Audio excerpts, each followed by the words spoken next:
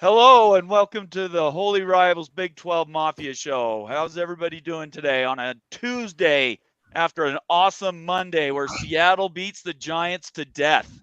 11 sacks and my Hawks owning giant butt. That's all I care about today. I don't care what else we talk about. It's Seahawks all the time here at my office. Okay. So I want to welcome everybody for being here. I know we've probably got a bunch of conspiracy theorists in the house. I know we got people talking That's about, what I hear. some crazy things like the Titanic's getting raised next week. And I don't know, Japan is getting ready to nuke Germany again or something. All I know is we're going to be getting to the bottom of all of it today. And we invite you to sit down and be part of the conversation. If we have time at the end, we might involve some of you guys and get you in here and kind of feel out what you're thinking and what you're feeling at this. What is it? Going into week 6 of the college football season. So let's get some business out of the way and then we'll do introductions. I want to welcome everybody for being here. Please subscribe, hit your likes and give us your comments and suggestions. Turn on your notifications on both Twitter and on YouTube. Hit that little bell so you know when our shows pop up because you don't want to miss them. We do it different than everybody else out there. And if you're not here catching it live, you miss out in that chance to interact with us. If you want to have your comment read, feel free to just put it in there. Immaculate likes talking to you people for some reason in chat. But for everybody else, if you want to make sure that you get it read, you can make it a super chat, or you can become a paid subscriber, a paid member, and join the channel and actually have your comments highlighted, and we get to those first, obviously. So let's do some introductions. My partner to my, I guess it's my left, which is actually my right, which is the Wild Ute. How are we doing today, Ute? Doing great. How y'all doing out there? Welcome in the house here. It was a tough football weekend for some of us, good for some others here. But Right. as a Ute fan, ooh, really painful. Man, I left actually before the game even ended. I couldn't take anymore. About 6 minutes left of that football game. The Utes lose to Oregon State. It's tough times out here in Ute land right at the moment. So everything's going well though. That looked like I was at the BYU game at the exact same time, and when the scores were flashing up, it wasn't even so much cheering as it was, what the hell is going on? That's what everybody was thinking in Lavelle Edwards. So worst fingernails on offensive chalkboard. performance. Worst offensive performance I've ever seen from a Ute squad. Ever. And like, I mean, I'm talking like 20, 25 years of Ute football. And there's been some bad performances, like immaculate. It was worse than Iowa. It was worse than Iowa. Utah and Iowa. Nope, don't believe it. Our squads. All right, don't get ahead. Hang on, we're not getting down. I got to make one point here. Utah's actually scoring less points this season than Iowa is. I'm serious about that. That's embarrassing. All right. Part of my belief system that's not possible, but okay. I need to, Bill G. Okay, Bill, I need you to email me your address. Okay, so bigxii@gmail.com. I have one of my flags, one of my towels to give you that are back here, actually. That's it. And I have to send it to you, but I don't have your address. Okay, Bill? There's somebody else too, and I'll look it up before the show's over. But please email me your address so I can get that over to you because you're one of my paid founders. And I'll make sure I get that to you. My wife and I are doing those tomorrow. We're going to get them in the mail. So everybody that's waiting, they'll be coming. Moen. So tell us a little bit about your outfit and how you're feeling today. I'm feeling good. This is the Money Moen. I hit 3 and 5 on my picks. I'm managing Immaculate now. Anybody got anything to say about him? You got to come through me. This is true. Booking fee. You want him on your show? You got to show me the dollars. You got to show me the dollar sign right there. I don't have a choice, folks. His pimp hand is strong. As long as I get my 10%. I just need my 10%. His agent hand is strong. That's what I meant. My agent hand is strong. There's a service fee.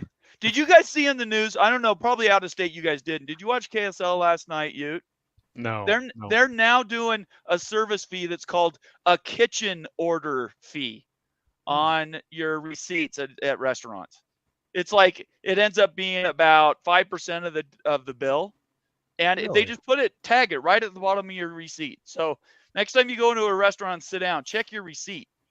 Check it at McDonald's. You might be $5. charged a kitchen fee. Yeah, it's crazy. Anyway, all right. The man, the mission, the guy, the of the moment of the last week, and all the rumors. Immaculate. Tell us how you're feeling today. Surprisingly pretty good, all things aside. I will say we've got a little local issue going on here.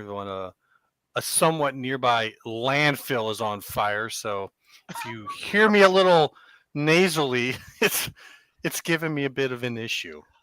But okay. Sounds like a hot mess. Otherwise than that, pretty good. It's been an entertaining past week or so, right?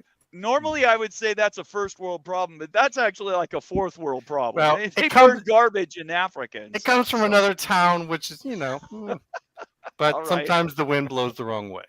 All right, maybe we should send Bob Thompson a message and say, "Hey, do you know where He's that? Where are you?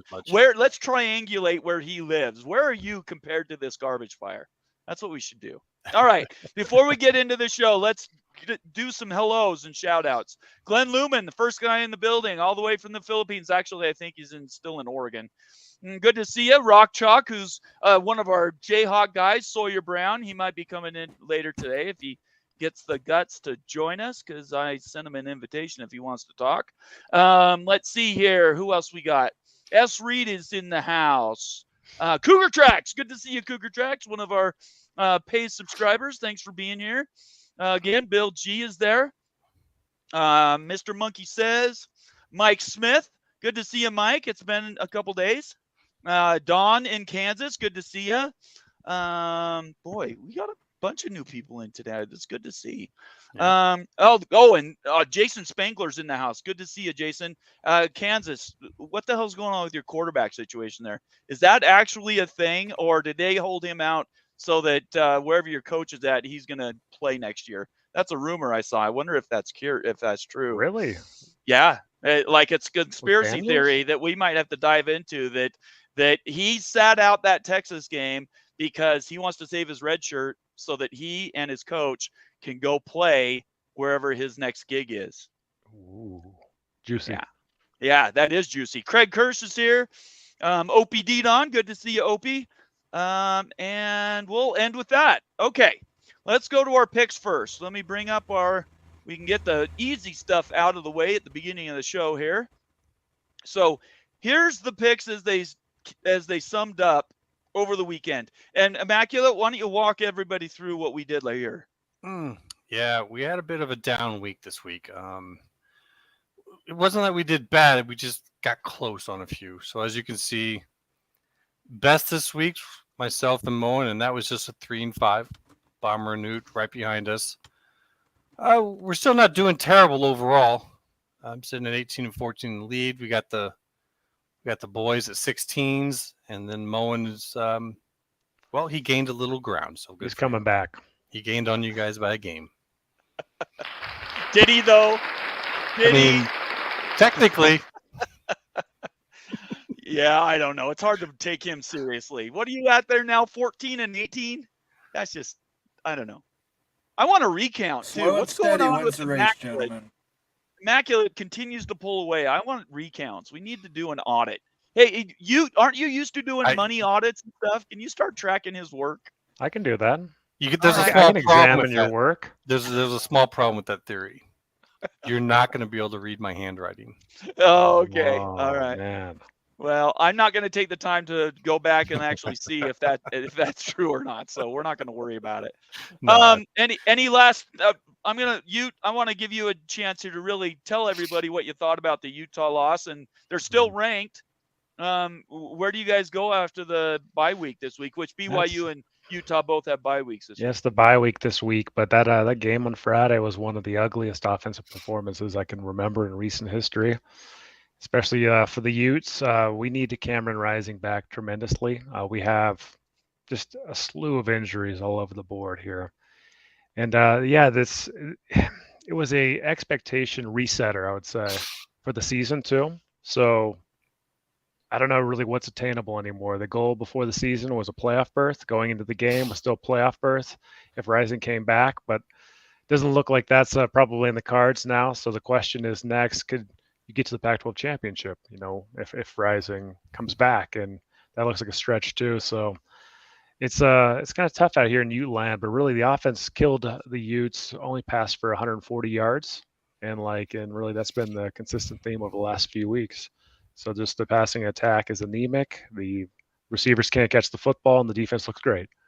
So unless Rising comes back, not much is going to be changing and stuff, and these are going to be probably eating a few more losses here. The most recent smoke is though Rising is going to be coming back versus Cal here in about 10 days, 12 days. So that's we've heard that before though, and really until But Keithy's not. Keithy's done said for to the be. year. Keithy No. said to be coming back versus Cal. Yes, he Nope. is. Yes, No. he is. Okay, Mhm. I'll track down the tweet. There was an actual report from a reporter. I've got smoke on this, separate from your Oh. tweet. No, Keithy and Rising are said to be coming back versus Cal. Here. Okay, so you're disputing my the sources CBS are saying 247? different. 247, yeah. I did Yeah, not it was see like that. I a saw real report. I'm Barstool. not talking about a rumor. I'm talking about an actual report. I from saw a I saw reporter. Barstool Utes coming out with some nonsense and stuff that wasn't true on Keithy, and then they came back and said, well, we actually misreported this 2 hours later. So if you're citing that was an erroneous report. Oh, okay. But Well, anyway, then it was yeah. being corrected. Okay. All right. So it looks like a Rising and Keithy, the game that they're going to return, if they're going to come back, here's Cal, and they need to, guys, because USC is the game after, and you need to warm up for one game. You can't just go play versus USC, rusty, and I'm Right. played a year. So we'll see what happens. They'll blow out Cal at home, and then we'll see what happens versus USC. Okay. All right. Very good. Let's go to Immaculate. What was your thoughts about the weekend? Oh shoot! After hearing that, maybe he was watching the Iowa game. I don't know. That sounds pretty on with what's going on there in Iowa City. In terms of the weekend, looking at what we had go on, I got to tell you, I was kind of impressed with Texas, but I don't know what to think because they went up against a team's second stringer. In terms of what's going on with Kansas, that really kind of sucks. Now they have maybe one of the best backup quarterbacks that anyone has in football. I've actually been impressed 2 years in a row now with Bean. In terms of Iowa, I don't know if you guys have seen we've lost our quarterback for the year. Yes. The replacement guy mentioned that he really likes the sneak play. What? It's like a quarterback sneak? Yeah, that's one of his favorite plays. And if you've seen this guy, he looks like a failed punter. And that might be a joke, except for that, he's playing quarterback for Punter U, which is now what I call Iowa. So I'm thinking that he was a walk-on punter who couldn't make the grade, and so he just landed in the quarterback spot, and he likes the sneak play. So that's interesting. Isn't Iowa's record 4-1? He's sitting at 4-1. Yeah. It's going to be Utah, Iowa in a bowl game. It's the worst 4-1 ever. It's just. Oh, it's going to be amazing, right. glorious. Yeah. Let's go to mowing money. Money mowing. Sorry. Money mowing. Yeah, I mean, talking about the Utah game, that was a terrible game. I watched that game, and I was debating whether or not I liked football anymore. Cam Rising, interesting situation there. I know he's not going to be an NFL quarterback, or at least not a highly drafted NFL quarterback. But should he really go out, if he's not 100, should he go out there on that field? I don't think so. I really don't think he should. No. What does he what's the downsides? Or what's the downside of that? Is it going to ruin his NFL career if he doesn't have much of an NFL career? Well, I mean, he doesn't have much of one anyway, but I mean, slipping from a third rounder to undrafted is a significant decrease in pay. I just hate to see him go out there and get hurt, because I do like him from everything I've heard him say, and he seems like a great competitor. I'd hate to see him get hurt trying to win a game that he doesn't need to be back for. He doesn't need to be back for Cal. They should be able to get past Cal without Cam Rising. I'd rather he wait until he is 100%. And if Utah has to lose a game or two in that span, that's more acceptable than losing Cam Rising. Okay, this is going to open up a Possibly. different conversation here. Like this is relevant to Moan. So if he stays out, if Cam doesn't come back for USC, what's the Utes' odds of winning that football game? Because they're at USC, then they've got Oregon coming home. Like if he doesn't come play, they're not winning either of those football games, and so the season's shot. The Yes. season goals were playoffs, winning Pac-12 like championship. All that's out the door. Like why even return? Exactly. Like, why not just sit the season out and play and hold off for next season, get paid some more NIL money, and then just play in the Big 12 next year?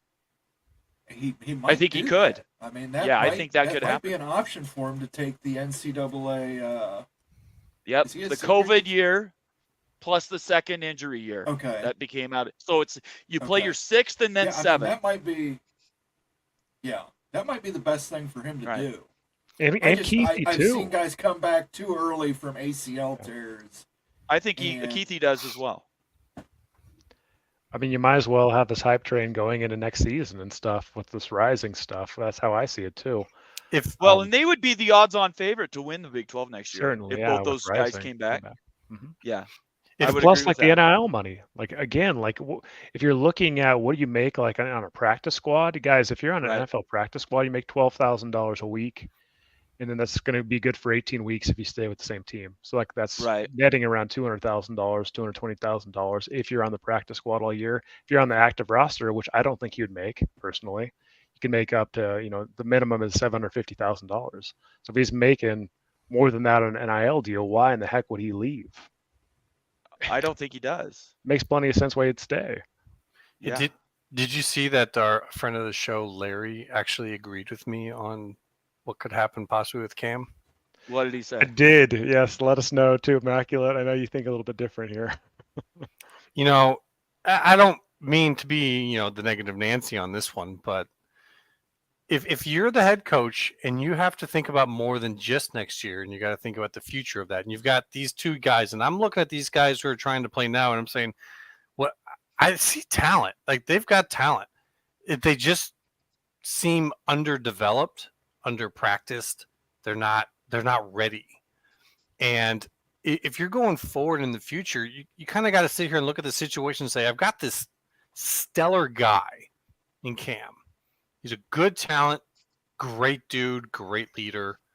We want him to be the guy, but is he going to be the guy? Or is this injury going to continue to be a thing? And if we put all of our first team practice reps, especially going into next year, into him, and this happens again next year, especially in your first year in the Big 12, you're looking at this again.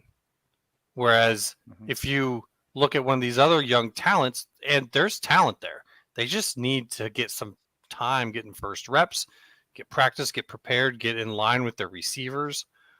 Is that the better route? And were you playing for your future? I have an answer for that. And All it's a you. bit conspiratorial, but I have a direct answer for that. I think both of them come back. I think Kyle wants them to come back. He wants to win this thing, get to the playoff, win a game, maybe run the whole thing out and then retire. I think can see Kyle that. wants out. I think I Kyle totally is see burned that. out. If you watch his quotes, he is so this is the most he's talked in a year, I think, in the last decade. You never used to hear from Kyle Whittingham ever. He looks like it on the sidelines too. He just looks like He he's doesn't always talk stressed. at all. Yeah. And this year he is overwrought. His quotes they've been out of character. He's been angry. And I just think and I don't think he cares what happens. I don't think he cares. That's a really good point. Because if about he is the thinking next of year. leaving, he's not going to care. I mean, if maybe he does. I'm serious. I'm dead serious about that. I agree with you. I think that's actually a really good take. I agree with you guys too. Honestly, I think it's a great take and stuff. And like in youth communities, I think that's psycho, but that's not psycho at all. Like I mean, Williams always wanted to. And there's a lot of examples of these guys at that very end of the career, and the team moves on from them, and they have to go transfer somewhere else for a year. Think Russell Wilson. Think Jalen Hurts. Think like big names. It's not a bad thing. It's just a team has to move on and go in a different direction. Well, and think about it like this. Who is his idol? It's Lavelle Edwards, right? And the one thing Lavelle has that he doesn't have is that marquee, that thing in the display case. It's the only thing he doesn't have. He's gone undefeated. He's well respected. He's won hundreds of games. He's behind in total games in Lavelle, but Lavelle coached for 30 years. Kyle's still got a ways to go with that. But everything else, they're a lot even. And there's an argument to be made, who was the better coach versus who's the better administrator. Yeah. But the one thing Lavelle has is the many, many, many more championships and the national, right? The Natty. And if he wins a playoff game in Utah, at least in Utah lore, that'll be just as good as winning a national championship. For him, I could see him leaving on that note, saying, here's the keys, Scally. I've left you this Maserati. Now go get the final thing. I just don't think he wants to be a coach anymore. That's why all his quotes at the beginning of the year were about, this is the best team I've ever seen. This is the best team I've ever coached. Right. This is where it's at. Everything he's said has been leading up to this. And that's why his explosion in anger after the frustration of the Oregon State game, very telling. And so I just think those guys, he holds them back. They might play, they might not play. If they play, I think it's a mistake. And I think next year they go for the whole shooting match. They can still play the last 4 games of the season and be eligible. It's 4 games and still be eligible. And your bowl game, right? That's so right. We're only a couple games away, right? Really, yeah, that's true. 5 games in, guys. We're only 3 games away, really, from that scenario playing out. I think that it's becoming more and more likely. We'll know for sure though if Rising's back for the Cal game, if Keithy's back, and the smoke says that's going to be the case, then this idea won't manifest. But if they are not, it's got to be in the cards, right? Because you just can't bring these guys back versus USC. Like you're going to get totally boat race versus USC, just bringing them back right immediately and stuff. Yeah. I don't like that and at which all. Is it better to be embarrassed with? You're going to get embarrassed. Be embarrassed with a team that doesn't have Keithy and Cam Rising, and maybe he keeps out a couple other guys. I mean, they lost Fano. That was a huge loss. Now they're down their star defensive end, their star tight end, and their star quarterback. What's the chance they can turn around and even win 4 more games? At this point, I think 7 games is a reach. They're going to get to 8 still. I just don't know. I don't care who the quarterback is. The defense is that good, but can you get to? Who are the auto wins? Who are the auto Arizona, wins? Arizona State, Cal. Arizona gave Washington all it could handle. I think that Utah's going to win that game, and I think that Utah's going to beat Colorado last game of the season when Colorado's all beat up and it's a cold game. Man, I love your optimism. We'll have to see. And if Rising comes back for Cal and can turn it on, I mean, this U team could still win 10 games. It can just lose 1 game the rest of the season. Absolutely. So, yeah, nobody's we'll see what happens. That. Yeah. All right, let's go ahead and move on. I want to get to the next thing I want to show everybody is our viewer ratings, which we've been rating every week, which has been awesome, by the way. Let me share that screen. All right, here we go. So we went through these in detail. Let's see. Let me see if I can get this. There we go. Well, that's not getting any bigger. I apologize. I'm not sure why that's so small tonight. But no shocker, Colorado, USC's at the top again. But it's less than they drew against even Colorado State. I found that interesting. What do you guys think about that? Well, that's an early game. But the other ones were early games. And all their games were early. Yeah, and I do believe that is a I could be wrong, but it's not just a one take. It's kind of an average of the different takes they take during a game. And I think that the high point of viewing was much higher than that, like when they were coming back. But for most of that game, it was a bad game. Like I could see why people left that game to go watch other ones, especially because Georgia and Auburn was going pretty good. Is Jeff not that one, but the other one, the Florida, Kentucky, and there were some other games, Clemson, Syracuse. So it just didn't quite get the same. Did we have Jeff Fuller in? I'm curious actually what those snapshots look like as they go through the game, because I agree that might be part of it, but I find it hard to believe it's all of it. I think my guess is, and I want to hear you guys' opinions, but my guess is I think the Dion effect is starting to ebb a little bit. I think next week it's going to be less. I think the next week it's going to be less, and we're going to be more closer to the mean by the end of this season. Well, I know that this week is going to be less because they're playing on the PAC network against Arizona State, and PAC network does not report their final Yeah, games. they won't tell us. So it's That's going true. to be 0 for next week. Right. And we know Travis Hunter is still out for 2 more weeks, so he's not coming back until the UCLA game, I do believe. So they need to somehow get wins against ASU and Stanford, probably just to break even at 6-6, and they're gonna have to do that without Travis. What do you think? Moen, What do you think, Moan? Yeah, I'm curious on Moan's thoughts. Yeah, I said this last week. As soon as Colorado lost a game, it would start declining, and it started declining. The next loss, it'll decline more, but decline more. Yep. It was a Cinderella story. The coach has turned back into a pumpkin. I really, in Colorado, boy, this game really upset me because it looked so much like my pick was going to cover. And Yes. then USC's defense completely decided that we're not going to play the game anymore.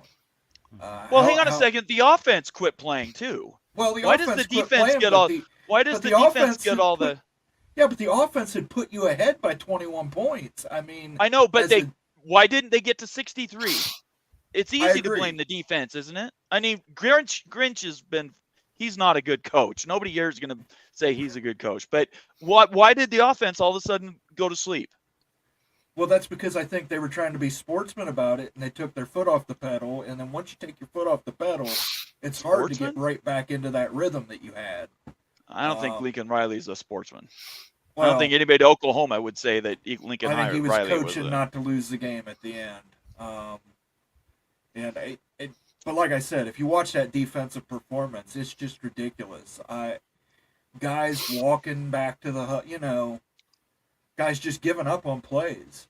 I Right. mean, if you're a defensive coordinator and you got your guy just slowing down instead of diving at the feet to make a tackle, hands on the hips, Alex Grinch is a terrible defensive coordinator. You're never going to convince me otherwise. He was terrible at Ohio State. He was terrible Yep. at Oklahoma.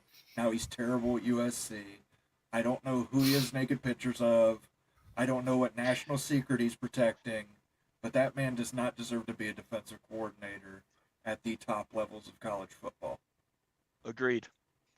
You, what do you think? Yeah, so I think that you guys are really both right. I think that the shine's wearing off, Bomber, and I think that there's going to be a fading of ratings every week with Right. Colorado because that Dion shine, it's just not quite as shiny every week that goes by that he's in the public eye. And so there's that aspect, and of course the loss, right? The losses are going to pile up, and it's going to impact the ratings too because Colorado just isn't in the title hunt anymore for the Pac-12 or the Right. national title like a lot of folks seem to think beginning of the year.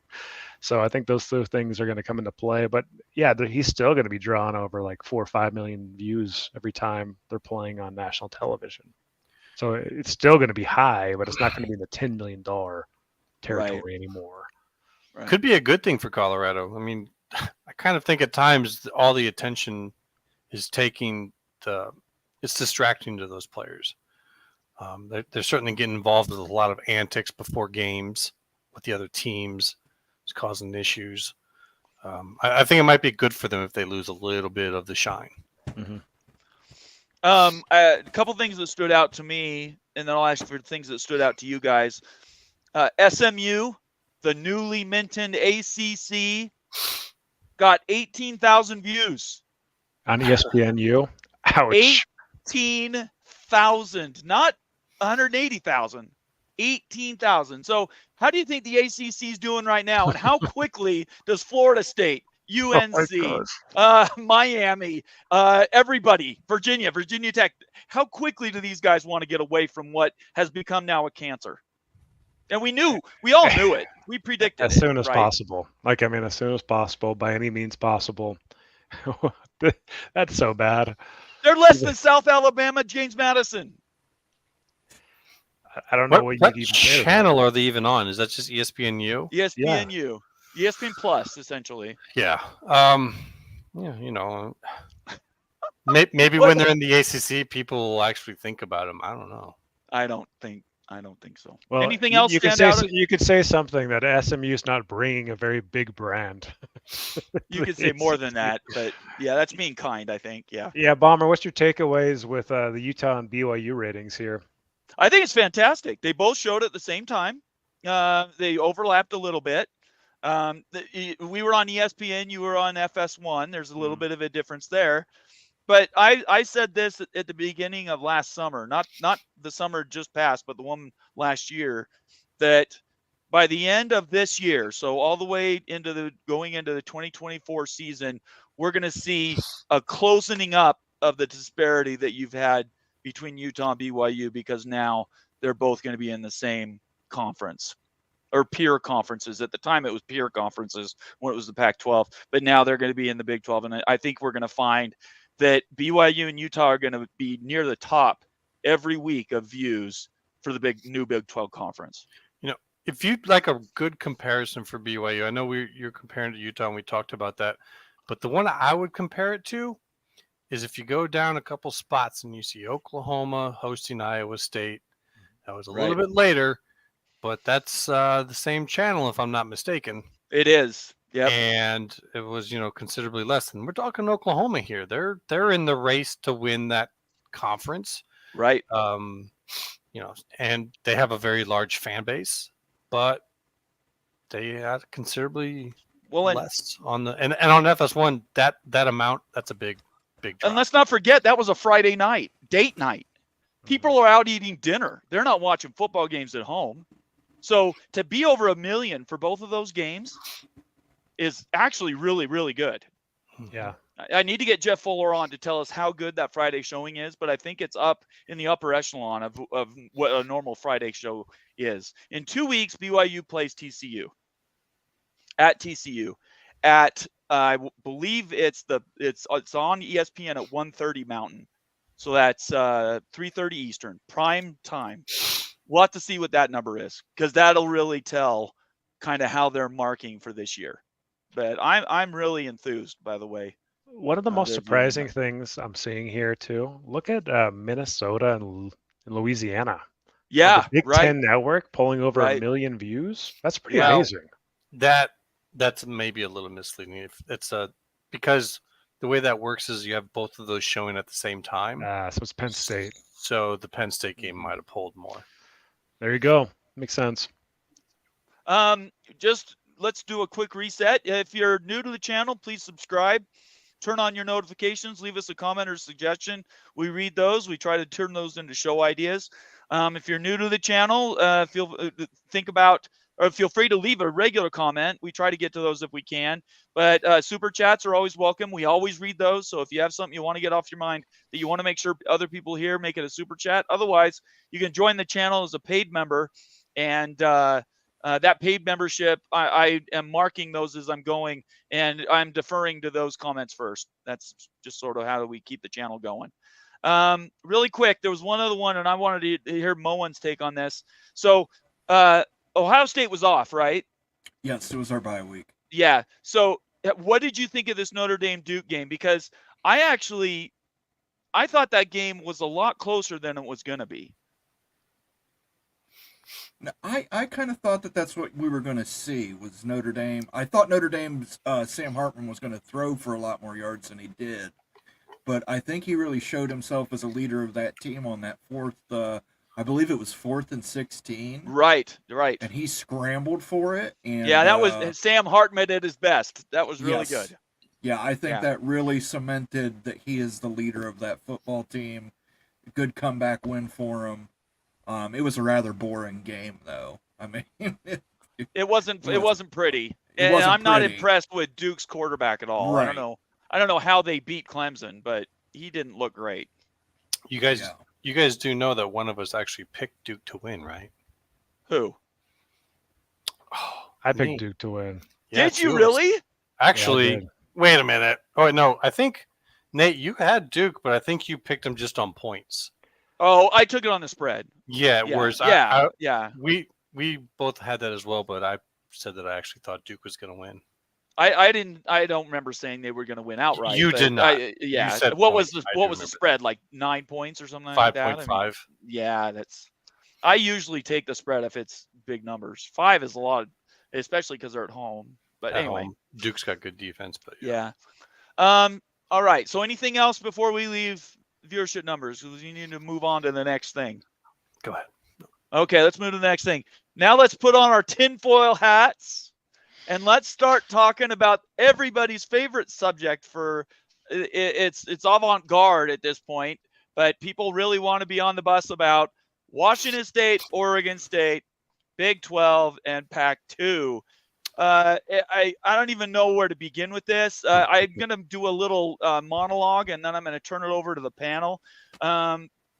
Probably I'll let you lead out, Immaculate, but I just want to get this out.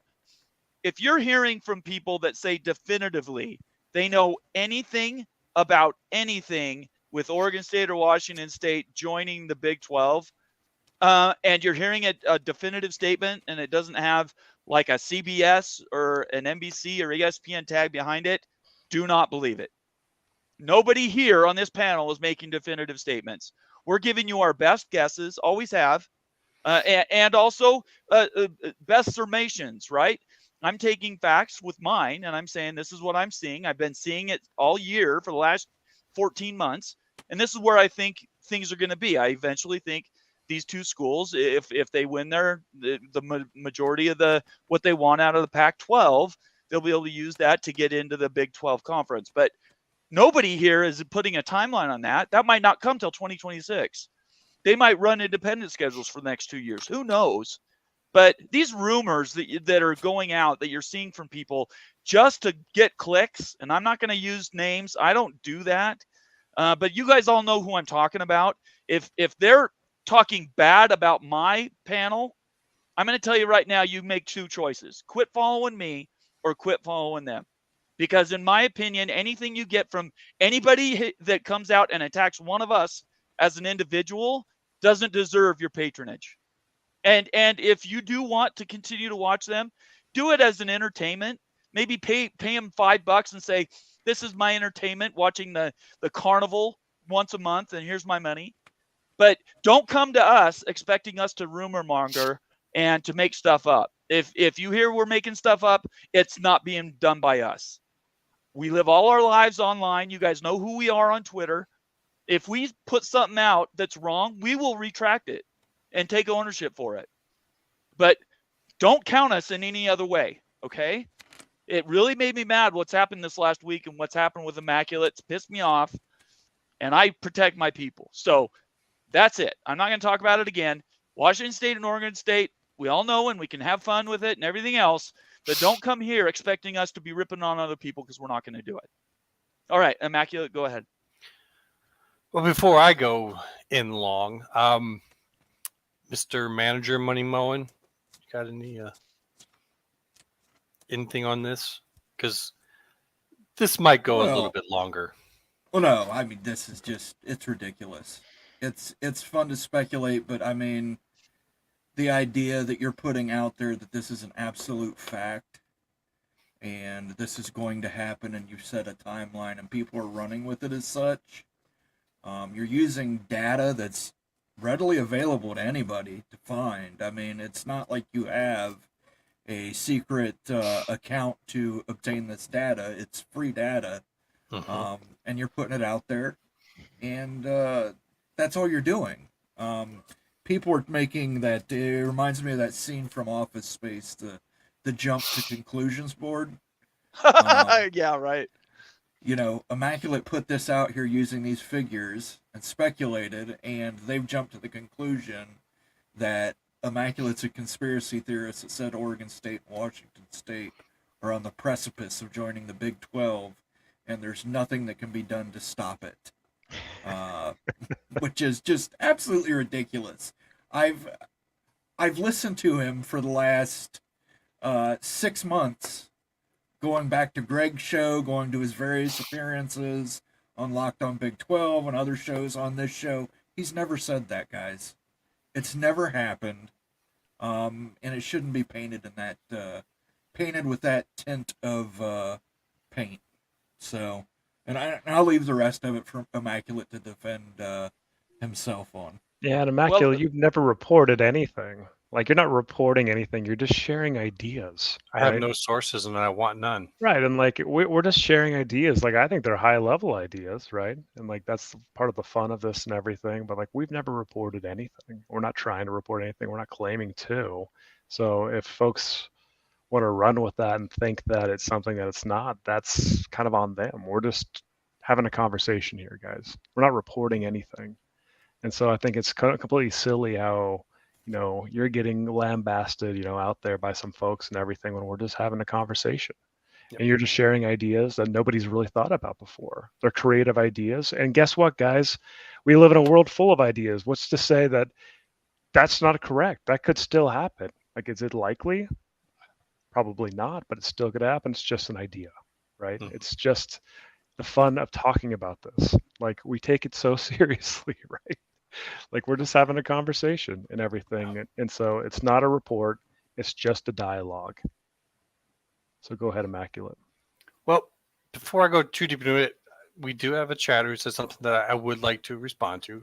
CKS, I have not seen the video yet of 365, and I know that they have kind of come out and said that they had an official tell them that there was no talks.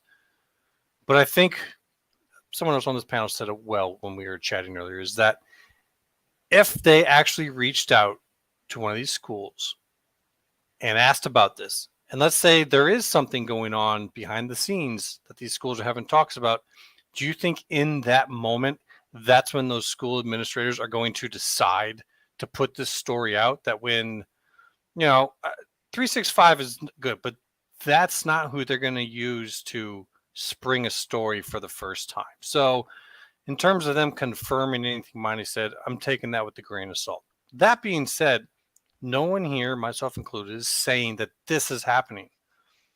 Before the temporary restraining order happened, and these guys can say this, I said folks at Washington State and Oregon State probably need to start preparing themselves for a rough future. They're going to have to figure out what they're doing with the Mountain West and whatnot. But in my opinion, that changed things, and that made me start to look around. And then when I started looking into the CFP, that opened my eyes. That's when I found this research from Navigate. And so all I've simply done and said is that I believe there is a possibility for a solution to be had for all parties, because this is no longer about whether the Big 12 wants those schools. That was settled. That's done. They didn't want them, not at those numbers, not at the prices. They're looking east. No one's refuting that. The problem is that Washington State and Oregon State have held up all CFP business. We've had 2 CFP meetings. They seem to happen on a 2-month schedule that have had nothing come about from them except for some tiny little bits of business. And they've come straight out with official statements saying the things out west have to be figured out first. So if that's going to need to happen and they need a solution, all I've simply said is I believe a solution could be it gets worked out between all parties that those 2 schools get placed in the Big 12. I've even gone so far as to come out with a theory then on what could the Big 12 get for that. Well, we saw recently that ESPN straight up is paying or Oklahoma and Texas to move to the SEC. This is outside of the norm. This is outside of the way things have happened in the past. If these folks want to get something done, well, maybe ESPN can help provide some payments and some help later on when the ACC breaks up for some schools to make it in the Big 12. Who knows? The Big 12 is going to ask for something. That's all we're saying, is that there is this one possibility. So people have, taken that and thought that what I'm saying is a prediction or this is happening. Watch for it, wait for it, because people get excited. They want to believe that this is the thing. And, good for them. I hope it provides them a little hope, and then I hope it happens for them. But they need to be prepared that it's not. And there's people out there that are kind of feeding on that. I'd go so far. They're preying on that. And but you're not misleading anybody, Immaculate. You trying never not have to. You've never reported anything or said this was imminent or anything. So people are just spinning in a direction where it wasn't intended. Yep. And there's some people who are playing on Twitter, on X, and that's to be expected. But people need to not don't let that kind of spin up your hopes so much that it's happening the next week, or because no one is given a timeline. If anyone gives you a timeline, be very wary. Be very wary on that. And that's just kind of my feelings on it. Is that people who have these shows, they have to do a show every day. They have to figure out something to talk about that's going to get folks excited. And so that's what Monty did. I was there live watching as he's talking about me. He didn't even realize I was there. So it was a very amusing moment. I actually was entertained. I wasn't even having to defend myself. Folks like Mike Smith, who is in chat right now, were there speaking up. So there was a bunch of people there doing that, and I definitely appreciated that. I don't know if we want to go into this. I know Rock Chalk here had some questions about the possibilities of doing this. I don't know if you want to lead in with chat so they can ask questions about how this could work out, but it's kind of a complicated scenario if it was to work out. It's not just a Big 12 and these two schools and a couple of networks come to a deal. It's probably going to have to be more complicated than that. There's been multiple theories on the way it happens, but the methodology basically is it has to be resolved with the Pac-12 first. Something needs to be resolved, and all of us think more than likely there's going to be a negotiated settlement of some sort, because as Bob Thompson told us all last week, they don't want to go into discovery and go into court. Nobody wants to have their emails read out. Certainly President Kase at University of Washington doesn't want to let everybody know how she was double dealing with the Big Ten for an entire year and had no intention ever of signing a Pac-12 deal, no matter what the money amount was. And they were going to go to the Big Ten. They just needed the catalyst, and that catalyst was Colorado. Nobody wants that discovery. So something has to be resolved for the Pac-12, and then that's when you get these other options: option A, option B, option C. Option A might have a combination of B and C. I mean, the machinations are crazy, but really the only conference that is it would be right for them would be the Big 12. If they're desperate just to stay P5 and they go to the ACC, they will be cutting their own throats, because the ACC is itself a dying conference. We saw the SMU numbers. Bringing in a school like that cannot make Florida State, Clemson, North Carolina, Miami at all happy. It bought them time, but it doesn't restore the strength of the conference. So what we talked about all summer about the A3, we talked about how that was going to sort of come together, and we talked about how many teams could possibly be in each conference. So all of these things, none of that has changed, guys. Just because the Pac-12 disappeared, that was the first stage. We're in a 12-act play, and we're just getting going. If you follow Greg Flugar, which we all do, call him a friend. Greg's been having his stages set and reset over and over again on Peek Around the Corner. He continues to reset it so everybody understands what stage we are in this process. Those are the people you should be focusing on, and not focusing on these hopes and dreams. I'm going to say something and speak to OSU and WSU right now. OSU and WSU, you have our support. Me and you, I think maybe it might have been the second show before we even met Mo and Immaculate. We talked about who we wanted to service in our shows. And who did we talk about, Ute? Yeah, we talked about Oregon State and Wazoo, because we knew that could run into jams, and we wanted to be there for a platform for fans to talk, and discuss and dialogue, about everything that could go on. So we wanted to support them in addition to the Utah and BYU community. So yeah, that was one of the focus. And that's why we're here. This is all by design. We didn't accidentally get here. Immaculate and Moen coming in, they were doing this same type of messaging on Greg's show. So what you get here is the same story. Our story never changes. Other people's does. And I would just tell you I would caution who you're listening to. There are some really good creators out there that are on Twitter that are Oregon State people. If you want to know who those people are, I'm happy to share that with you on Twitter. I'm not going to do it on the show. It takes too much time, frankly. But there are people out there that I think are doing their best job. But you're not gonna. It's just not gonna. I don't want to do this show again. This last week has been a disaster for rumor mongering, and somebody I call as a friend has been dragged through here, and I won't put up with it anymore. So let's just not do this again. Let's put away the tinfoil hat, Ute, and let's just get back into what we're talking about, and let's talk football and where we're going to be. Can we look ahead to week 6? Can we do that? Yeah. You guys okay with that today? Yeah, I mean, if I don't know if I know some folks in chat were having some questions. I don't know if you. Oh, sorry, I forgot. Go ahead, Immaculate. Yeah, go ahead. No, it's all good. Like I'm just saying to chat right now. Yeah, absolutely. If you guys had some questions about this, because I agree. Let's talk about this and then let's move on to fun stuff, because the whole talk and ideas about WSU and OSU, it's meant to give folks a little bit of information to make up their own mind on, rather than just having people come in and saying, I have sources that tell you to think this. So, but once we get past that, there's a lot more fun things to talk about. So what is this? Mr. Monty headline, breaking the Big 12's future hangs in the balance. Actual story, Big 12 has announced their 2020. It's the irony here of Monty's titles and everything, right? It's all about SEO. It's all SEO stuff, right? Now, yeah, go ahead. What is he even talking about? Like their future? He makes stuff up. He just makes stuff up. It's clickbait stuff, guys. Yeah. I mean, that's so let's talk about. Here's one.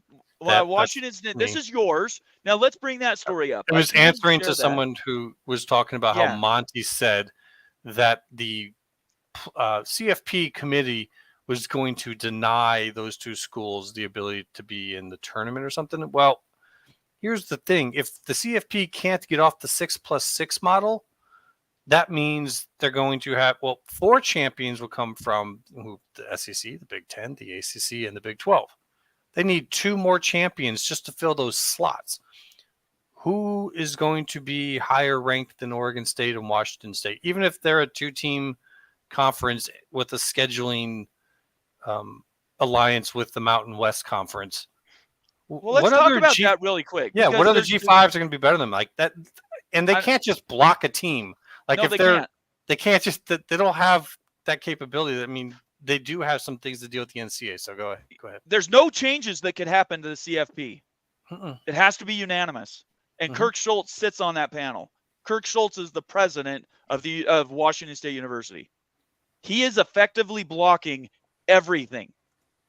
And he can do that for the next 3 years.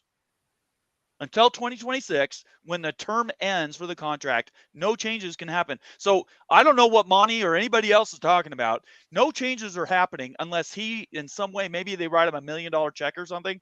He is not going to change his mind, folks. So that is not going to, there's not going to be a 6-6, 5-7. None of that is going to change. Yeah. Until this is resolved. And I don't know why people think like, okay, they're not going to get paid. The way the payout structure is set up, and I have seen zero evidence of it actually being changed. I've seen plenty of evidence where they talked that they were going to make changes to it in the future. Well, those are the meetings that are having nothing happen. And they're saying because of what's going on out west.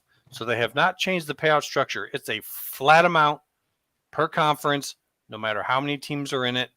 So they did not get that change. That's why this is like a comedy of errors. It's not. This isn't intended. No one thought that this was going to happen with the pack. They thought it was just going to smoothly happen. Those 2 teams would just shut up and fall into the Mountain West, and the pack would disappear, and everything would go on just fine. That TRO changed everything, and that's why we're in such a moment where most people can't believe this is happening, because the way the rules are set up, and as Bomber says, they can't change those until Schultz says we're good.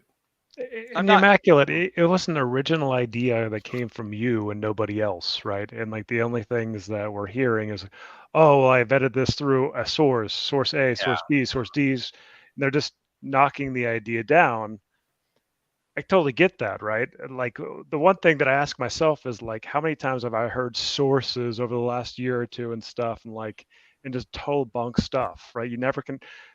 I don't know their source. I don't know how trustworthy their source is. They say their source is trustworthy and stuff, but we're going to like a position where, okay, it's not my idea, but I'm going to knock down your idea based on a source that I don't know and I can't verify. Yeah. I mean, like it's all freaking speculation. Like I'm speculating that their source is a good source. I don't know. Like it's kind of a wild thing when you're really looking at that and like examining at this. We live in a world of ideas, and frankly, what your idea, it still might manifest, right? Like it still could happen to everything. We're not reporting anything. We're just discussing it at a high level. And then folks really need to understand that. But like I'm not the idea, really. just Go ahead, go dude. ahead. I'm sorry. I'm really kind of fed up with just everybody's sources, right? It's like, okay, if I have a source and stuff, then your information, your idea is completely bunk because my source says that.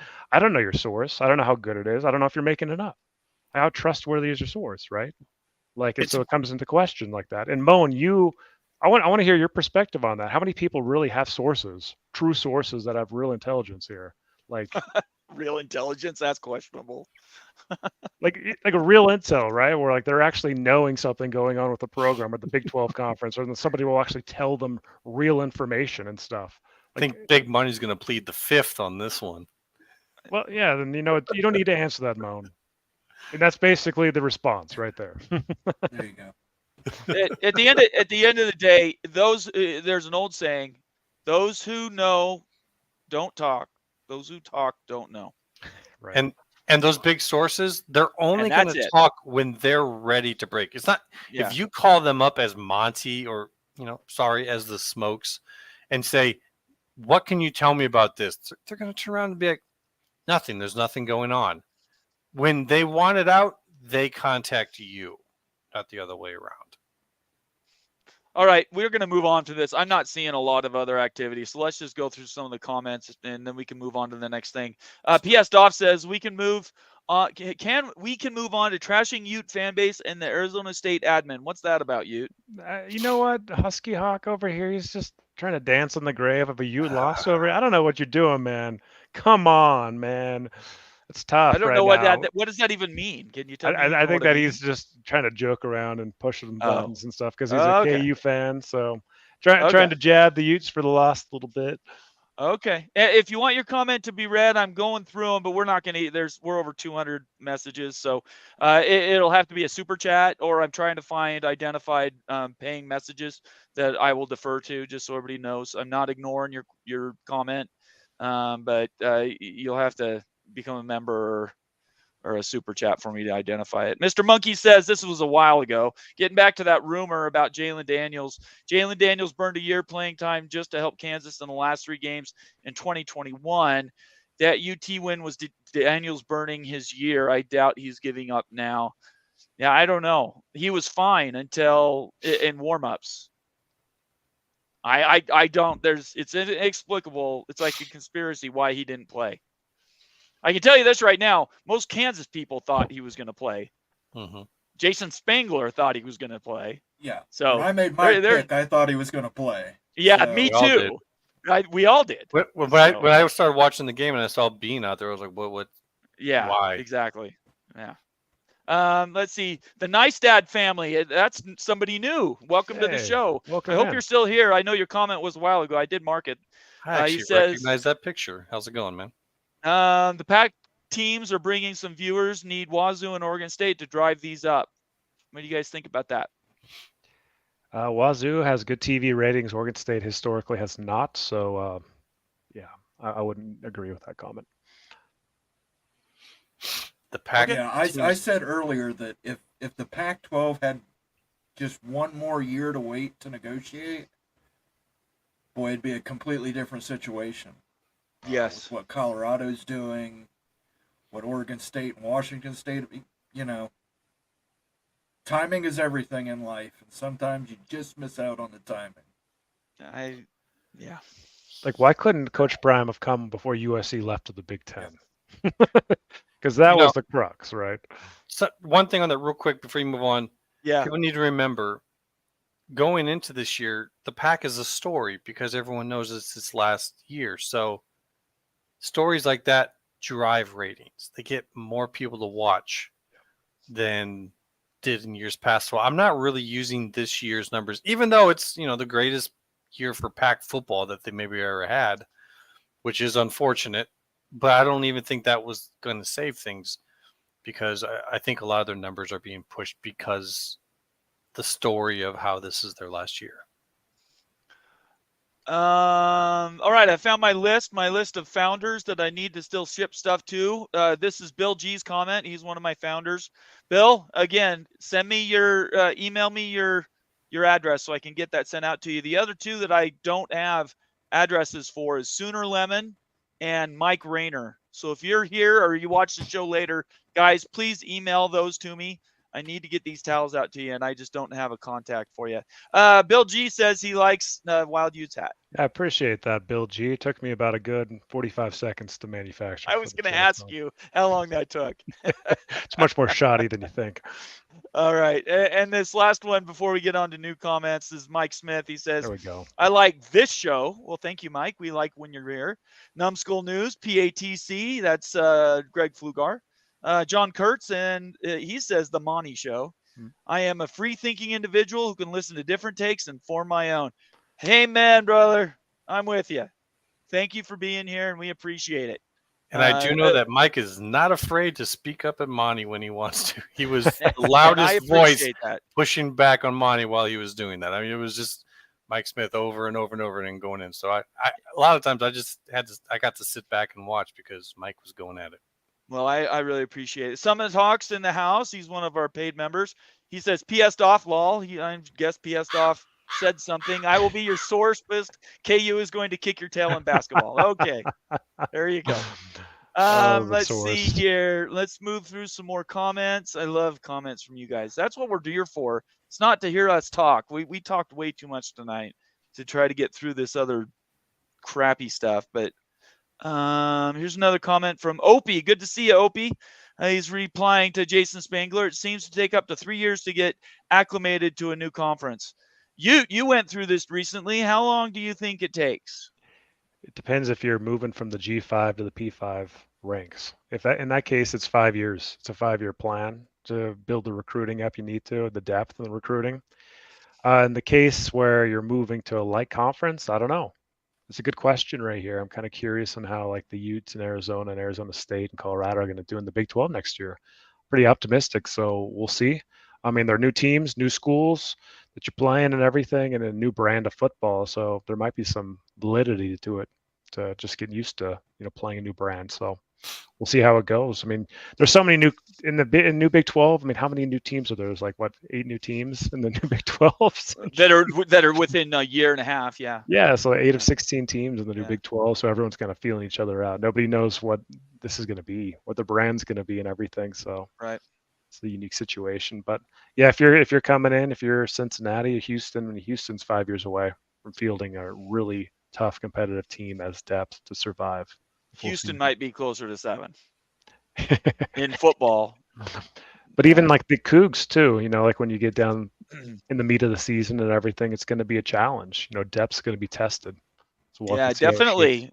I think it'll be interesting to see. Yeah. I personally said last year, I thought it would take 3 to 4 years for BYU. I think BYU is a little ahead of the normal schedule, but I could be wrong. It could be much longer. Moen or Immaculate, you guys have any comments on that? You're both in the Big Ten. Yeah, I think it's going to be a bloodbath next year. The Big Ten just got so much harder for anybody to go undefeated, adding USC, UCLA, Oregon, and Washington. God, I want to schedule Iowa more. I'm sure. Iowa, everyone does now. Indiana, Purdue. They're like, we hear going to Iowa is so much fun. We want to go wave at the kids while we kick your tail. Hey, Moen, I've got a question. So what Big Ten contender now that's like been good for the last few years is going to take a step back with the new teams coming in next year? Like, I know what he's going to say. Pondering. I didn't catch that well. What'd you say?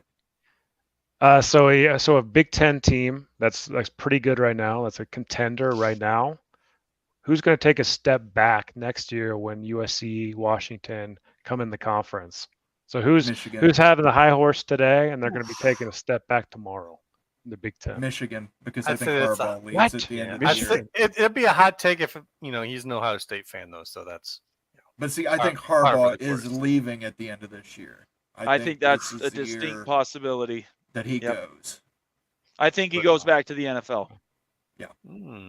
Yeah, I've thought that for the last year. His body language is a lot like Kyle Whittingham's. He's just tired of everything, tired of life. He wants a change. Remember, he had Stanford in the top 5 for 2 years in a row, and then just said, I'm done. Yeah, whatever, let's go. Go to San Francisco. He They've been wants to going get a at- Super Bowl ring like his brother does. I think there's Yes. a big sibling rivalry there. He wants a Super Bowl ring. I think he would like to have a national championship at Michigan, but he doesn't need one. He beat Ohio State 2 years in a row. That's enough for them to build a statue for him. So I think he is chasing that NFL ring. I think you guys are right if he makes it into the championship game. I actually think that they have a good chance at winning. Now we're starting to see like Georgia not playing great. There's really no over the top team this year. And I thought Michigan was not that great. And then when I saw them dominate Nebraska's not a good team offensively. Right. Nebraska's a good team defensively. And that was at Nebraska. And despite what people may think, that's a tough place to go play when they're playing good defense at home. And Michigan made them look like they shouldn't even have been on the field with them. It was silly. So at this point in time, I actually kind of think Michigan might be the most impressive team. So if he wins that championship, then I'm definitely agreeing with you that he's probably calling it on that and moving on. If he gets close, gets into it, tastes it, he might keep going. We'll see. Follow-up question to that too. So for the newcomers here, who's going to struggle the most out of UCLA, USC, Washington, and Oregon over the next 5 years? UCLA. UCLA. Yeah. UCLA. You guys will be surprised that UCLA is actually being like they're building the trenches. Their trenches have never been better. Right now, they have Big Ten offense and defensive line. I'm serious. And they got that young quarterback who's having trouble Malcolm this Moore. year, but he'll have a year in for next year. And while some of these other teams are not going to have their quarterbacks, Penix gone, Caleb gone. They Nick's gone. wear baby blue uniforms. They're not going to win anything. Well, is Watch Chip it. Kelly even the coach there next year? Yeah, That's a bigger UCLA is question one of right those there. schools that's forever had access to the greatest athletes in the world in LA and California and can never put it together. Since Troy Aikman. Everybody know when Troy Aikman graduated? It was 88. That was the last time UCLA was worth anything. So don't come at me and tell me. And what about UCLA 's gonna Cade be good at McNown? all. Remember that name? Yeah, but yeah, he's not Troy Aikman. Anyway, James Smith gave us $5. Thank you, What's up, James. James? Where's my claps there, Mo? And there we go, my producer. Thank you, James. We really appreciate you being here. I hope you subscribe. If you're new to the channel, please everybody subscribe. Leave us your comments and questions and suggestions. Turn on the notifications. Turn on those notifications. Sorry, I'm not gonna ever let that go because Yep. I get those comments and I'm like, I don't know when you're on all the time. Turn on your freaking notifications, man. Mike Smith has another good comment here that I marked. Prime's numbers are helping the pack. However, a good number of the inflated pack members this year from Big and Big 12 fans wanting to get a feel for the teams coming in next year. I actually believe that to be true. Yeah, it could be. I do believe There's that. truth to Oh, Moan, you You might guys- have froze. yeah, we lost him. Yeah, it is definitely everything he's saying there. Prime is definitely helping their numbers. We kind of knew that was already going to be the case, but no one knew to this degree. But also, like he says, people who are both in the Big and the Big 12 are watching those teams now to see what they're going to be dealing with next year. Right. Yeah. Moen, what'd you say? I said that you also got to take into account the fact that the Pack is playing really, really good high-level football Sure. across So the everyone board, cares. which is- Yep. So everybody cares right now. But the media is paying more attention to that now this year because of the side story. Right. Yes. That's true too. Yeah, and they're making it bigger. They're saying this is definitely the best team. Like if this was another year, we've had other years where the Pack's been good and no one said crap about them. It's true, Immaculate. Yeah. So- they're developing the Well, I storyline. would question that. Really good years. No, if not they like were this. really Not good like this. years, they would be in the playoffs. They No, haven't they been in the have had playoff. They good haven't years. had who? And the same When? thing could happen. Hold on. Okay. The same thing could happen this year. What the pack does is it cannibalizes stuff all the time. They'll have good teams, and like this team will beat this team, but then that team beats this team. And so they kind of have a circular defeat situation where they have like one or two losses at their top teams, and so they didn't get in. I And think this that's year, mythology. no. I What? do think it's mythology. No. Mythology. It's a story that's been spinned by the Pac-12 for decades. No.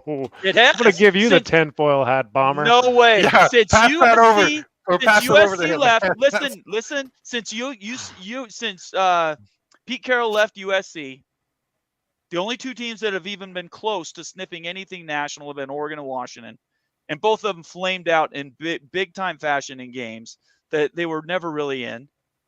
And then there's been Utah, who's won a down conference 2 years in a row.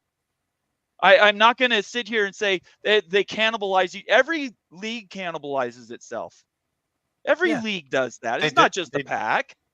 But the other teams have like one team that in the end stands out with a record that could make it. But why does Oregon lose to Washington State on an odd year?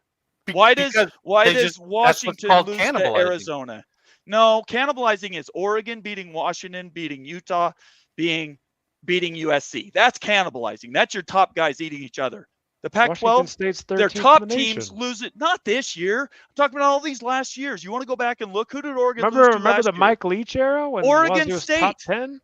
Oregon didn't go to the playoff last year, the Pac-12 tournament game, because they lost to Oregon State. They beat Oregon State. They're probably in the playoff.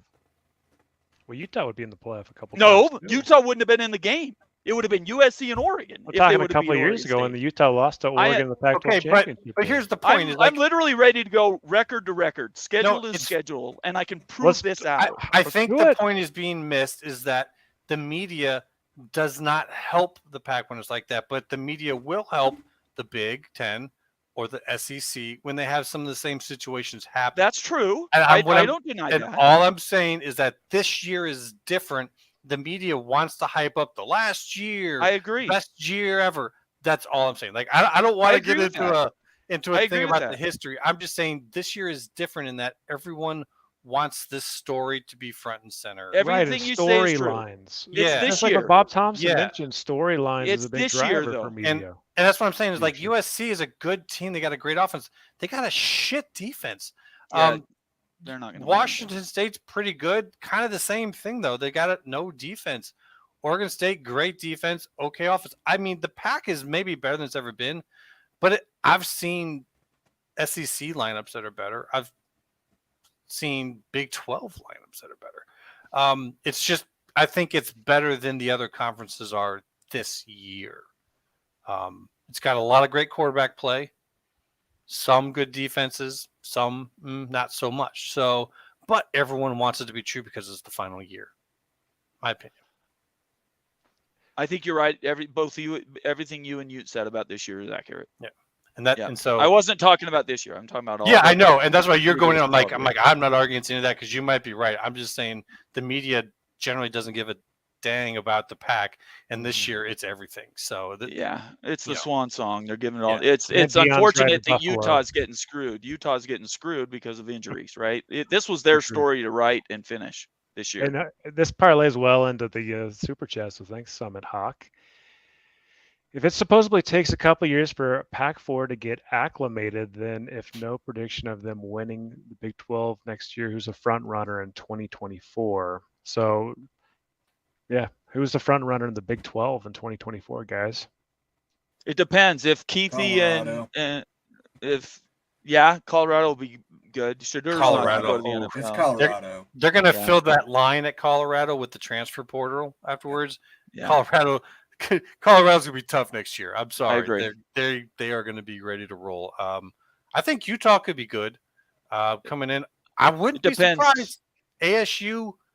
I'm telling you, Dillingham is good.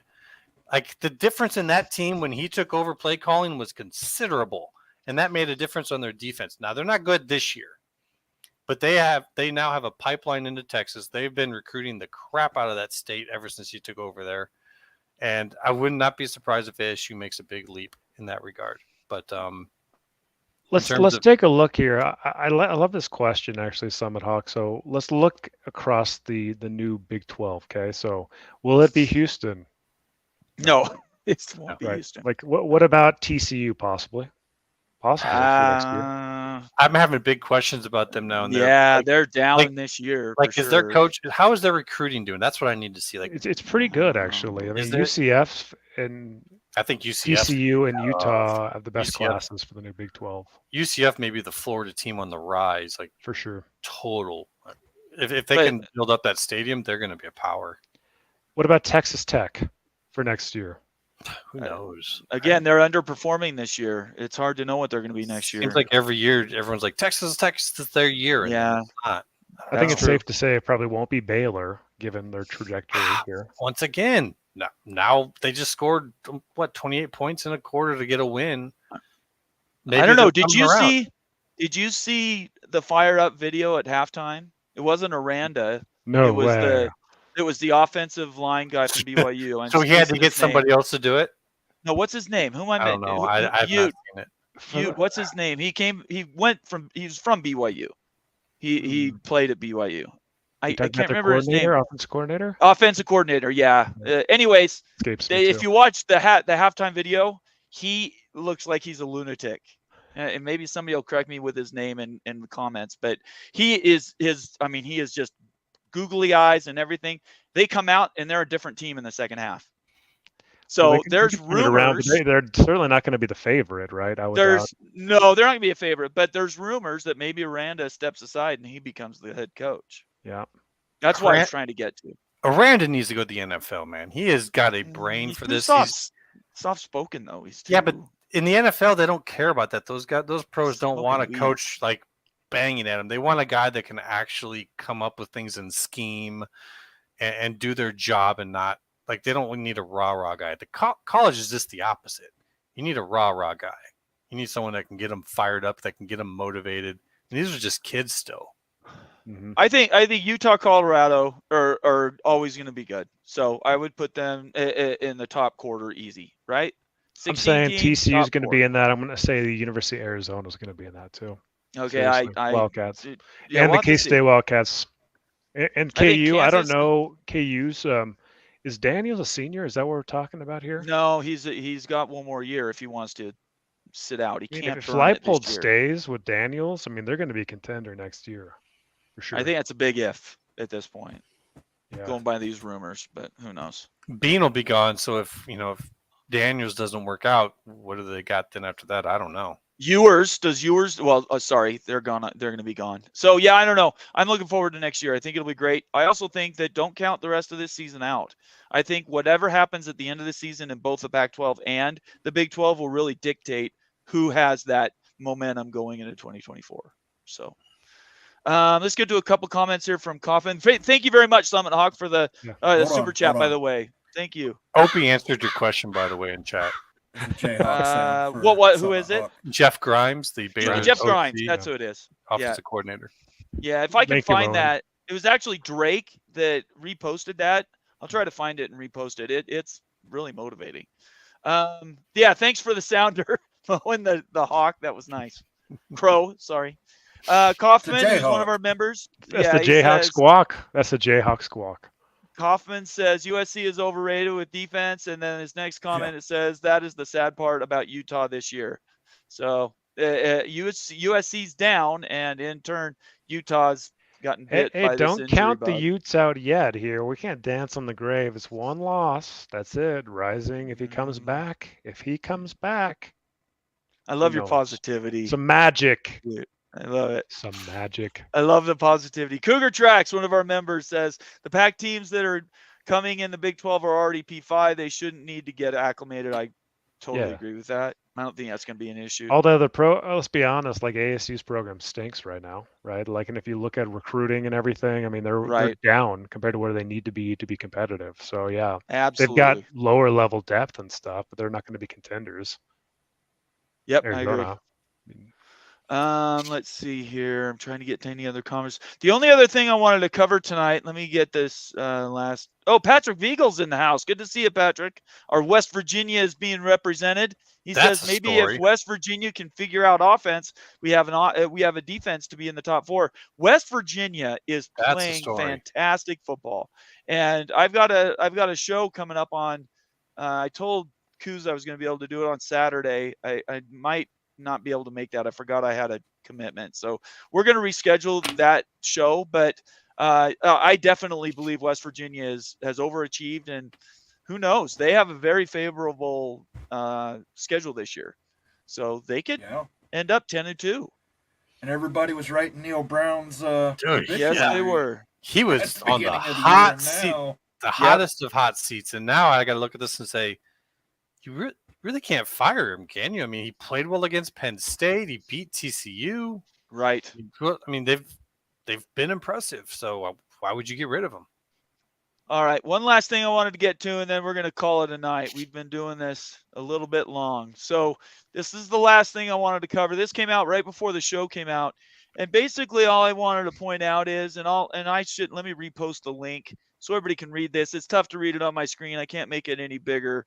But basically, this is a message going out from Washington State. It's a bit of a PR message telling its people, there it is. I just copied the link in chat.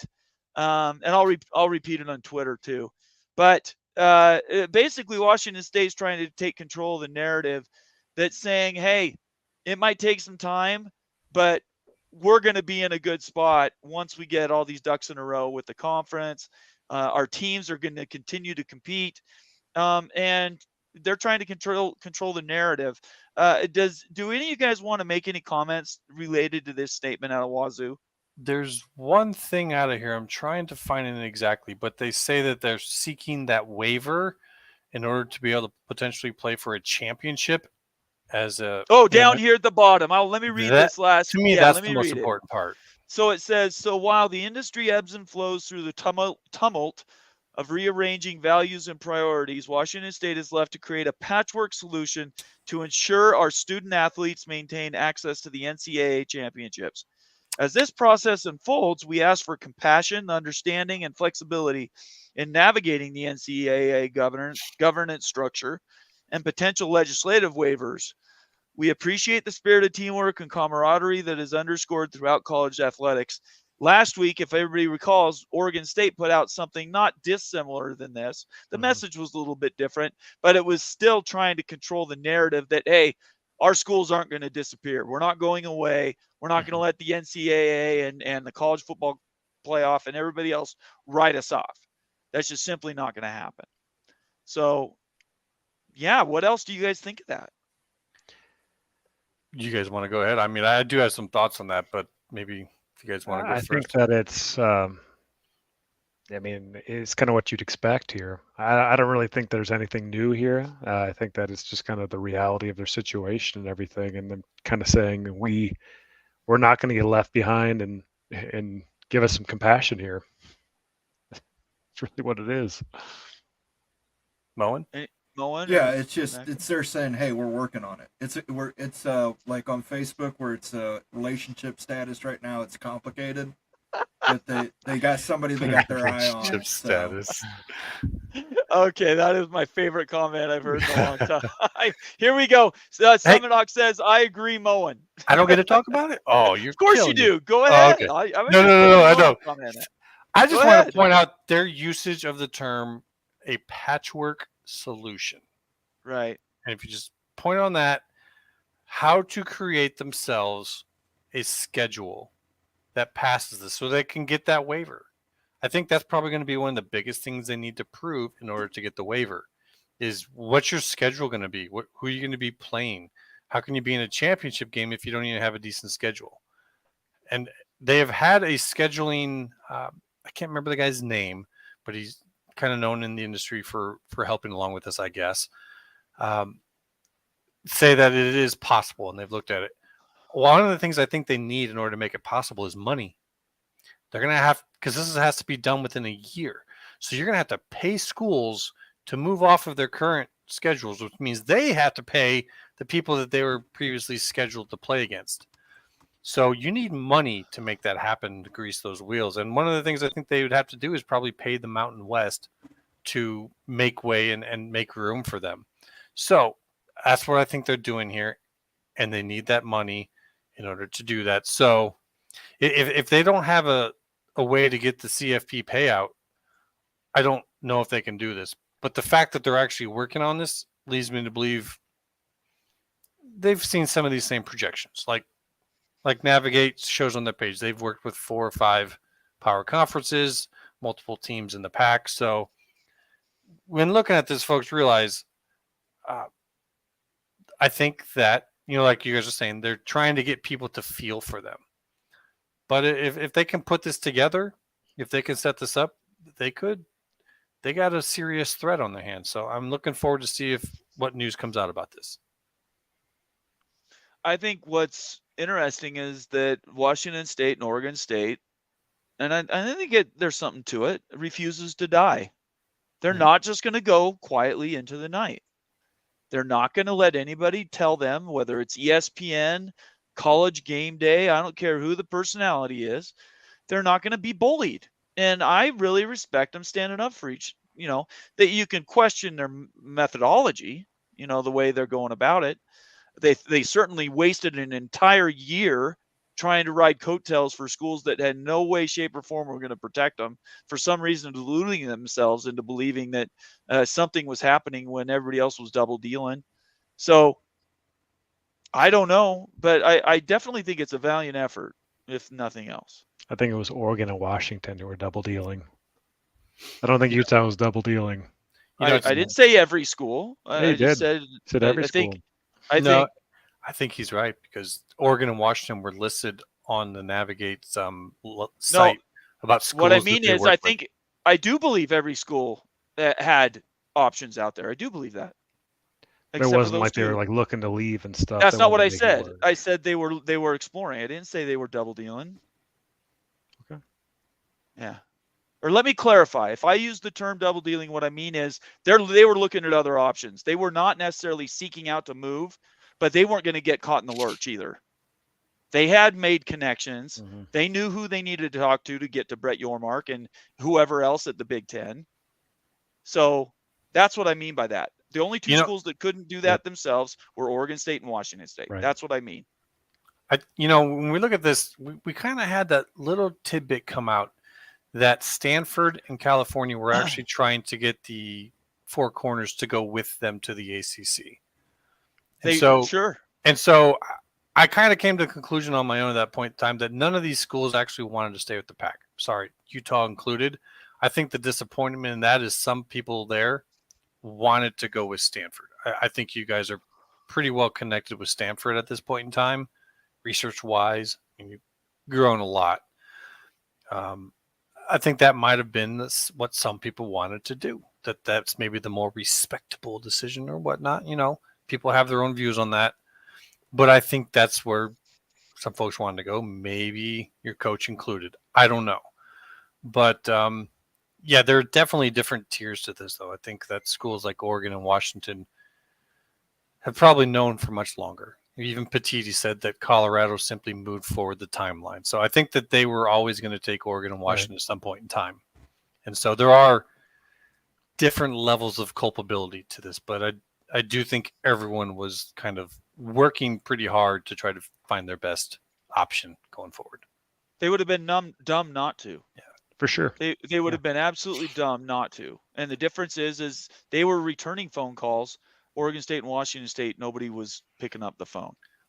I think that that signing bonus that went to Colorado, that may have saved the day, because once Colorado switched over and came to this, that might have been just enough to make everyone in that Four Corners, the other three, decide to just go with the Big 12. Because Arizona, from the reports, made that decision as well. They didn't want to go out east. So it was really kind of interesting that ASU and Utah were the ones so tied so closely with Stanford and actually thinking about going out east. It didn't shock me at all. I hope that Utah saw the writing on the wall, though, and when they knew that the ACC could blow up when the Sure.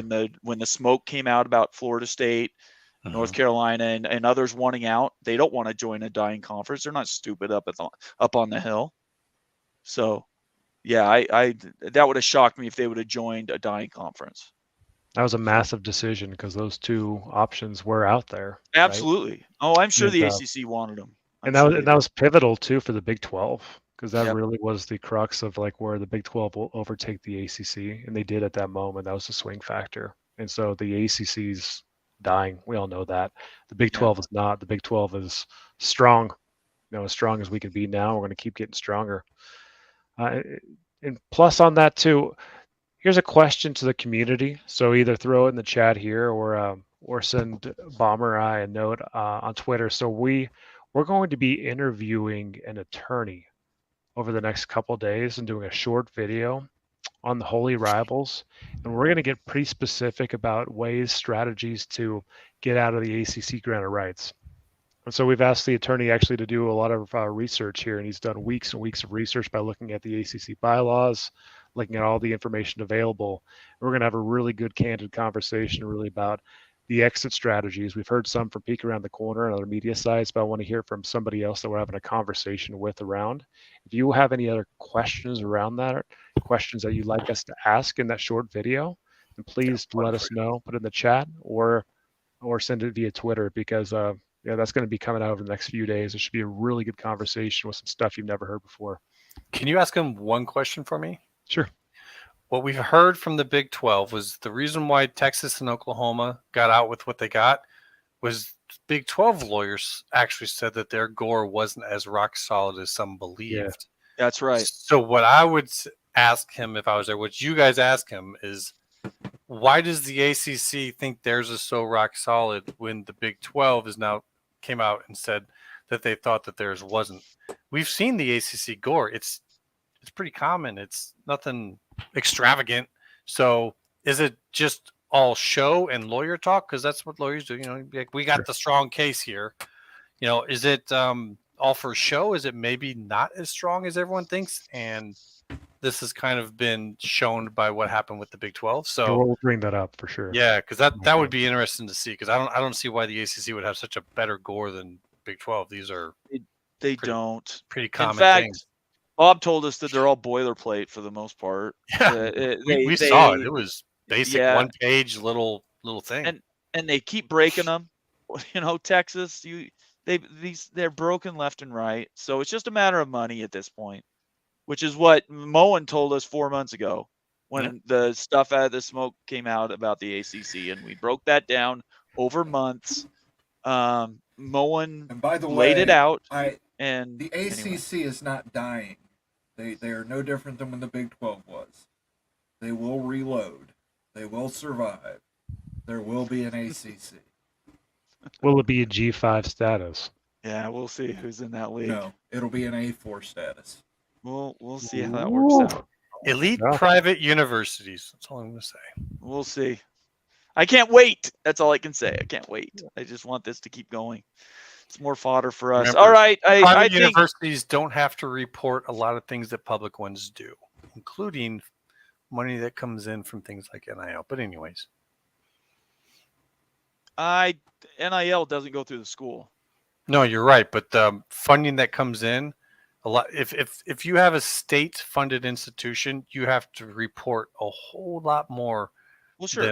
And one of the things that we saw recently that I posted about was when the Pac coaches' salaries were posted, USC and Stanford weren't there because they don't report this stuff. And a lot of those coaches' salaries, they aren't just paid by the school. They come in from other people. So the fact that they don't have to report that is a massive advantage. And if you have an entire conference made up of that, good luck. Sergeant Pickles is in the house. Way to see you, Pickles. Thanks you for showing up late, as always. Good to see you. He says, hey, guys, sorry I'm late, but remember, Quack is whack. I'm with you there. Quack is whack. Hopefully UW eats ducks. That's all I can say. Let's make that happen. All right. That's on our pick'em, right, for Friday? Got to have Oregon, Washington on there. I would hope so. Should be number one.